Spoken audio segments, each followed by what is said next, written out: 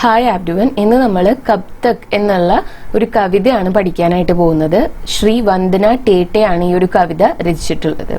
Okay, അപ്പോൾ കബ് തക് എന്ന് വെച്ച് കഴിഞ്ഞാൽ എപ്പോൾ വരെ, എന്ന് വരെ എന്നുള്ള ഒരു അർത്ഥമാണ് വരുന്നത്. അപ്പം എന്ന് വരെ എന്ന് പറഞ്ഞിട്ട് ഒരു ക്വസ്റ്റ്യൻ മാർക്കാണ് തന്നിരിക്കുന്നത്. അപ്പം കവിയത്രി എന്തിനെയൊക്കെയോ ചോദ്യം ചെയ്യുകയാണ്. എന്തിനൊക്കെയാണ് എന്നുള്ളത് നമുക്ക് നോക്കാം. कब तक जोहते रहोगे अपनी पहचान जानने के लिए दूसरे का मुंह എന്ന് വെച്ച് കഴിഞ്ഞാൽ ജോഹന എന്ന് വെച്ച് കഴിഞ്ഞാൽ കാത്തിരിക്കുക എന്നാണ്. അപ്പൊ ഇതൊരു കവിതയുടെ രീതിയിൽ എഴുതുമ്പോൾ അത് ഒന്നിച്ചല്ല ഇവിടെ എഴുതിയിട്ടുള്ളത്. ഓക്കെ, വരികളില് ജോഹന എന്നുള്ളത് സെപ്പറേറ്റും എന്നുള്ളത് സെപ്പറേറ്റും ആയിട്ടാണ് എഴുതിയിട്ടുള്ളത്. പക്ഷെ ജോഹന എന്ന് വെച്ച് കഴിഞ്ഞാൽ കാത്തിരിക്കുക എന്നാണ് അർത്ഥം.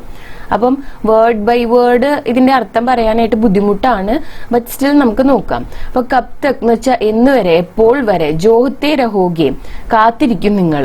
അപ്നി പെഹച്ചാൻ ജാൻനെ കെ ലിയെ, സ്വന്തം പെഹച്ചാൻ എന്ന് വെച്ചാൽ ഐഡന്റിറ്റി, സ്വയം നിങ്ങൾ ആരാണ് എന്ന് തിരിച്ചറിയാൻ വേണ്ടിയിട്ട് നിങ്ങൾ എത്ര സമയം കാത്തിരിക്കും, എന്ന് വരെ കാത്തിരിക്കും എന്നാണ് ചോദിക്കുന്നത്. ജാന്ന എന്ന് വെച്ചാൽ അറിയുക. ദൂസരേക്കാ മറ്റുള്ളവരുടെ അടുത്ത് വെയിറ്റ് ചെയ്തിരിക്കും നിങ്ങൾ. അവരാണോ നിങ്ങൾക്ക് പറഞ്ഞു തരേണ്ടത് നിങ്ങളുടെ ഐഡന്റിറ്റി എന്താണ് എന്നുള്ള രീതിയിലാണ് ആദ്യത്തെ 3 വരി പറയുന്നത്. അപ്പം നിങ്ങളുടെ ഐഡന്റിറ്റി എന്താണെന്ന് നിങ്ങൾ മനസ്സിലാക്കാതെ മറ്റുള്ളവരത് പറഞ്ഞു തരാൻ വേണ്ടി എത്ര കാലം നിങ്ങൾ കാത്തിരിക്കും എന്നാണ് ചോദിക്കുന്നത്. Or cub Tak Ashraya may രഹോഗെ കി കോയി ആയേ ഓർ തുമ്ഹാരെ ലിയെ ലഡേ. അതുപോലെ തന്നെ എത്ര കാലം നിങ്ങൾ ആശ്രയമേ രഹോഗെ, ആശ്ര എന്ന് വെച്ച് കഴിഞ്ഞാൽ ആശ്രയം, എത്ര കാലം നിങ്ങൾ മറ്റുള്ളവരുടെ ആശ്രയത്തിൽ നിങ്ങൾ കഴിയും. കി കോയി ആയേ ഓർ തുമ്ഹാരെ ലിയെ ലഡേ, എന്നിട്ട് നിങ്ങൾക്ക് വേണ്ടിയിട്ട് ആരെങ്കിലും വരും, നിങ്ങൾക്ക് വേണ്ടി അവര് ലഡ്നാന്ന് വെച്ചാൽ എന്താണ്, അവര് പോരാടും എന്നൊക്കെ വിചാരിച്ചിട്ട് നിങ്ങൾ എത്ര കാലം മറ്റുള്ളവരുടെ ആശ്രയത്തിൽ കഴിയും എന്നാണ് ചോദിക്കുന്നത്. കബ് തക് ഖുഷ് ഹോത്തെ രഹോഗെ കി ഉൻകി കഹാനി മേ തുമ്ഹാര സിക്ർ ഹെ. അപ്പം കബ് തക് ഖുഷ് ഹോത്തെ രഹോഗെ എന്ന് വെച്ചാൽ എത്ര കാലം നിങ്ങൾ സന്തോഷിച്ചിരിക്കും. കി ഉൻകി കഹാനി മേ, അവരുടെ കഥയില്. തുമ്ഹാര സിക്ർ ഹെ, നിങ്ങളെ കുറിച്ചിട്ടുള്ള ഒരു പരാമർശമുണ്ട്. സിക്ർ കർണെന്ന് വെച്ചാൽ മെൻഷൻ ചെയ്യുക, നിങ്ങളെ കുറിച്ച് പരാമർശിക്കുക എന്നുള്ളതാണ്. അപ്പം അവരെഴുതിയിട്ടുള്ള ആ ഒരു കഥയില് നിങ്ങളെ കുറിച്ചൊന്ന് പരാമർശിച്ചിട്ടുണ്ട് അല്ലെങ്കിൽ മെൻഷൻ ചെയ്തിട്ടുണ്ട് എന്നുള്ളതിൽ എത്ര കാലം നിങ്ങൾ സന്തോഷിക്കും എന്നാണ് ചോദിക്കുന്നത്. കി തുമ്ഹാര ഇതിഹാസ് തുമ്നെ നഹി ഉസ്നെ ലിഖാ ഹെ, അതുപോലെ തന്നെ നിങ്ങളുടെ ഇതിഹാസ് എന്ന് വെച്ചാൽ നിങ്ങളുടെ ചരിത്രം നിങ്ങൾ സ്വയമല്ല എഴുതിയിട്ടുള്ളത്, അവരാണ്, മറ്റുള്ളവരാണ് എഴുതിയിട്ടുള്ളത് എന്നുള്ളതിൽ നിങ്ങൾ എത്ര കാലം സന്തോഷിക്കും എന്നാണ് ചോദിക്കുന്നത്. അടുത്തതായിട്ട് കബ് തക് ജോത്തെ രഹോഗെ അവതാരോं के आगमन की बाट कि हो सके तुम्हारा उद्धार. അപ്പൊ അടുത്ത വരികളിൽ എന്താണ് പറയുന്നത്? കബ് തക് ജോത്തെ രഹോഗെ അവതാരോं के आगमन की बाट എന്ന് വെച്ച് കഴിഞ്ഞാല് ഇവിടെയും ബാട്ട് ജോഹന എന്ന് വെച്ച് കഴിഞ്ഞാല് കാത്തിരിക്കുക എന്നുള്ളത് തന്നെയാണ് അർത്ഥം. അപ്പോൾ നിങ്ങൾ എത്ര കാലം കാത്തിരിക്കും, എന്തിനു വേണ്ടിയിട്ട്? അവതാരോं के आगमन के लिए, അതായത് നിങ്ങളെ രക്ഷിക്കാനായിട്ട് ഒരു അവതാരം വരും എന്നുള്ളത് ഓർത്തിട്ട് നിങ്ങൾ എത്ര കാലം ഇരിക്കും എന്നാണ്. കി ഹോ സക്കെ തുമ്ഹാര ഉദ്ധാർ, അപ്പൊ നിങ്ങളുടെ ഉദ്ധാരണത്തിനായിട്ട്, ഉദ്ധാർ കർണം എന്ന് വെച്ച് കഴിഞ്ഞാൽ എന്താണ്?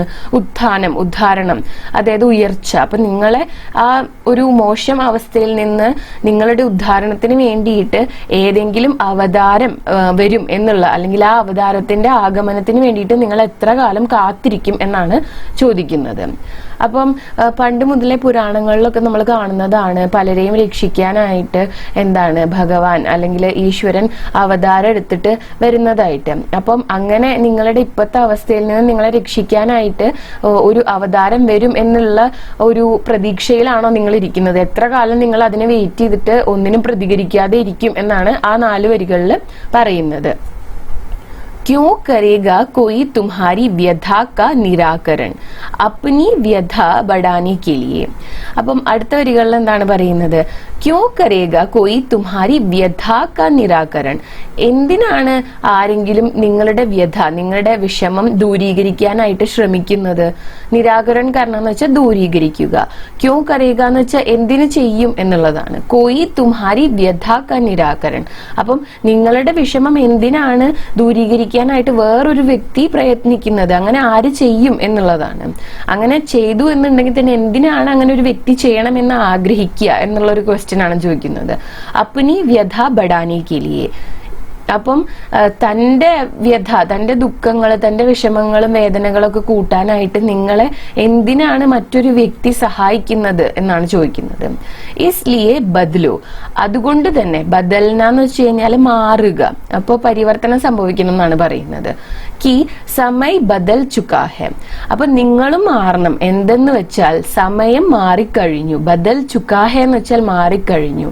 നഹി ദേത്ത അബ് കോയി അപ്ന നിവാല, അപ്പം ഈ മാറിയ സമയത്തിന്റെ പ്രത്യേകതകളാണ് ഇനി പറയുന്നത്.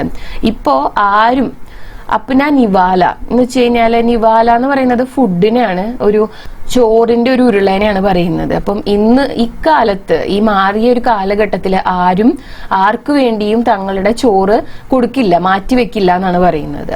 നെഹി ദേത്ത അപ്ന ഗാൽ, ഗാൽ എന്ന് വെച്ചാൽ കവിള്, അപ്പോ തങ്ങളുടെ കവിളുകളും ആർക്കും വേണ്ടി മാറ്റിവെച്ചിട്ടില്ല.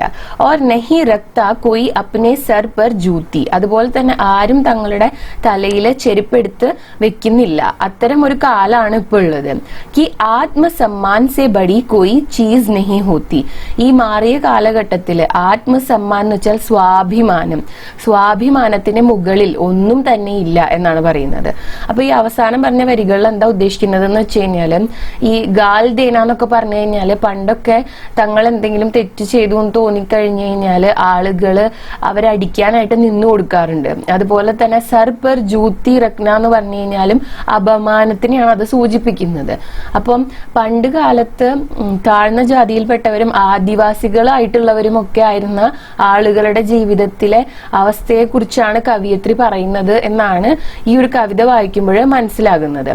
അപ്പം ഞാൻ ആദ്യമേ പറഞ്ഞു, ഇത് വേർഡ് ബൈ വേർഡ് പറയാൻ ഇത്തിരി ബുദ്ധിമുട്ടുള്ള ഒരു കവിതയാണ്, അതുകൊണ്ട് ഒന്ന് സമ്മറൈസ് ചെയ്തിട്ട് പറയാം. അപ്പൊ കവിയത്രി ആദ്യത്തെ ഭാഗത്ത് ചോദിക്കുന്നത് എന്താന്ന് വെച്ച് കഴിഞ്ഞാല്, നിങ്ങളുടെ ഐഡന്റിറ്റി എന്താണ്, നിങ്ങൾ ആരാണ് എന്ന് തിരിച്ചറിയാതെ എത്ര കാലത്തോളം മറ്റുള്ളവരെ ആശ്രയിച്ചിട്ട് അവര് നിങ്ങളെ സഹായിക്കും, അവര് നിങ്ങൾക്ക് വേണ്ടിയിട്ട് യുദ്ധം ചെയ്യും അല്ലെങ്കിൽ പോരാടും എന്നുള്ള ആ ഒരു ചിന്തയിൽ എത്ര കാലം നിങ്ങൾ ജീവിക്കും. അതുപോലെ തന്നെ അവരുടെ കഥയിൽ നിങ്ങളെ കുറിച്ച് പരാമർശിച്ചിട്ടുണ്ട് എന്ന് ഓർത്തിട്ടും, അതുപോലെ തന്നെ നിങ്ങളുടെ ഇതിഹാസം അല്ലെങ്കിൽ നിങ്ങളുടെ ചരിത്രം നിങ്ങളല്ല അവരാണ് എഴുതിയത് എന്ന് ആലോചിച്ചിട്ടൊക്കെ എത്ര കാലം നിങ്ങൾ സന്തുഷ്ടരായി ജീവിക്കും. പിന്നെ നിങ്ങളെ ഹെൽപ്പ് ചെയ്യാൻ വേണ്ടിയിട്ട് മറ്റാരും വരില്ല, അങ്ങനെ ഒരു അവതാരം എടുക്കുമെന്നോ ആ ഒരു അവതാരം നിങ്ങളെ ഉദ്ധരിക്കുമെന്നോ ഒന്നും ഓർത്തിട്ട് നിങ്ങൾ ജീവിക്കരുത് എന്നാണ് പറയുന്നത്. പിന്നെ നിങ്ങളെ സഹായിക്കുന്ന സമയത്ത് മറ്റുള്ളവർക്ക് അതൊരു ബുദ്ധിമുട്ടായിട്ട് മാറുകയാണ് ചെയ്യുക. അപ്പം സ്വന്തം ബുദ്ധിമുട്ടുകൾ കൂട്ടാൻ വേണ്ടിയിട്ട് നിങ്ങളെ സഹായിക്കാനായിട്ട് ആരെങ്കിലും തയ്യാറാകുമോ, അങ്ങനെ ആരെങ്കിലും തയ്യാറാകുമെന്ന് പ്രതീക്ഷിക്കുന്നത് എന്തിനാണ് എന്നുള്ള രീതിയിലാണ് ചോദിക്കുന്നത്. ഓക്കെ, അപ്പൊ ഇതിനൊന്നും വേണ്ടി വെയിറ്റ് ചെയ്തിരിക്കരുത്. വേറെ ആരെങ്കിലും നിങ്ങളെ സഹായിക്കുമെന്നോ അല്ലെങ്കിൽ നിങ്ങളെ രക്ഷിക്കാനായിട്ട് വരുമെന്നോ നിങ്ങൾക്ക് വേണ്ടിയിട്ട് അവർ പോരാടുമെന്നോ ഒന്നും കരുതരുത്. ഇപ്പോഴത്തെ സമയം മാറി, പണ്ടത്തെ പോലെയല്ല. പണ്ടാണെന്നുണ്ടെങ്കിൽ ആളുകൾ അപമാനം ഏറ്റുവാങ്ങിയിരുന്നു. പക്ഷെ ഇന്നത്തെ കാലത്ത് സ്വാഭിമാനത്തിനാണ് ഏറ്റവും ഇമ്പോർട്ടൻസ് ഉള്ളത്. ആരും തങ്ങളുടെ കരണത്തടിക്കാൻ വേണ്ടിയിട്ട് ആ ഒരു കവിള് അല്ലെങ്കിൽ കരണം കാണിച്ചുകൊണ്ട് നിന്ന് തരില്ല. അതുപോലെ തന്നെ ആരും അപമാനം ഏറ്റുവാങ്ങാനായിട്ട് തല കുനിച്ച് നിൽക്കില്ല. എല്ലാത്തിലും ഉപരി എന്താണ് മനുഷ്യന്റെ ജീവിതത്തിലുള്ളത്, അത് ആത്മസമ്മാൻ അല്ലെങ്കിൽ സ്വാഭിമാനമാണ് എന്നാണ് കവിതയിൽ പറഞ്ഞു വെക്കുന്നത്. അപ്പം ഇവിടെ കൊടുത്തിട്ടുള്ള പിക്ചർ കണ്ടു കഴിഞ്ഞാൽ ഇതിനൊക്കെ ഒരു ആദിവാസി ബന്ധമുള്ള പോലെ നിങ്ങൾക്ക് ഫീൽ ചെയ്തേക്കാം. അപ്പം അത്തരം ആളുകളെ റെപ്രസെന്റ് ചെയ്യുന്ന ഒരു കവിത തന്നെയാണിത് എന്നുള്ള രീതിയിലാണ് മനസ്സിലാവുന്നത്. അപ്പോ ഇനി നമുക്ക് കവിയത്രിനെ കുറിച്ചിട്ട് നോക്കാം. വന്ദന ടേറ്റെ ജനിച്ചത് 13 സെപ്റ്റംബർ 1969 വന്ദന ടേറ്റെ का जन्म झारखंड के सिमडेगा जिले के सामटोली में हुआ. ജനിച്ചത് ജാർഖണ്ഡിലെ സിംഡേഗ എന്ന ജില്ലയിലെ സാംടോലി എന്ന് പറഞ്ഞിട്ടുള്ള സ്ഥലത്താണ്. ഹിന്ദി और खड़िया में लिखे इनके लेख कविताएं और कहानियां പത്ര പത്രികാവും മേ പ്രകാശിത് ഹെ. ഹിന്ദിയിലും ഖഡിയയിലും എഴുതിയിട്ടുള്ള ഈ രണ്ട് ഭാഷകളിലാണ് മെയിനായിട്ടും രചിച്ചിരുന്നത്. ഈ രണ്ട് ഭാഷകളിലായിട്ട് എഴുതിയിട്ടുള്ള ലേഖ, ആർട്ടിക്കിൾസ്, കവിതകള്, അതുപോലെ തന്നെ സ്റ്റോറീസ്, ഇതൊക്കെ ന്യൂസ് പേപ്പേഴ്സിലും അതുപോലെ തന്നെ മാഗസിൻസിലൊക്കെ പ്രകാശിത് ഹെ എന്ന് വെച്ചാൽ പബ്ലിഷ് ചെയ്യപ്പെട്ടിട്ടുണ്ട്. കിസ്കാ രാജ് ഹെ ആദിവാസി സാഹിത്യ പരമ്പര और प्रयोजन आदिम राग കൊഞ്ചോഗ ആദി ഉൻകി പ്രമുഖ കൃതിയാ ഹെ. അപ്പോൾ കിസ്കാ രാജ് ഹെ എന്ന് പറയുന്ന ഒരു കൃതി ആദിവാസി സാഹിത്യത്തിലെ പരമ്പര ഓർ പ്രയോജൻ, അതുപോലെ തന്നെ ആദിം, രാഗ്, കൊഞ്ചോഗ തുടങ്ങിയവയാണ് ഫേമസ് ആയിട്ടുള്ള കൃതികൾ എന്ന് പറയുന്നത്. ഓക്കെ, അപ്പോൾ ഇന്നത്തെ വീഡിയോ ഇത്രയേ ഉള്ളൂ. ഈ വീഡിയോ നിങ്ങൾക്ക് യൂസ്ഫുൾ ആയിട്ടുണ്ടാവുമെന്ന് കരുതുന്നു. യൂസ്ഫുൾ ആയിട്ടുണ്ടെങ്കിൽ വീഡിയോ ലൈക്ക് ചെയ്യുക, ഷെയർ ചെയ്യുക, ചാനൽ സബ്സ്ക്രൈബ് ചെയ്യുക. അതുപോലെ തന്നെ നിങ്ങളുടെ സജഷൻസ് എന്നെ കോമെന്റ്സിൽ എഴുതി അറിയിക്കുക കേട്ടോ. Thanks for watching the video.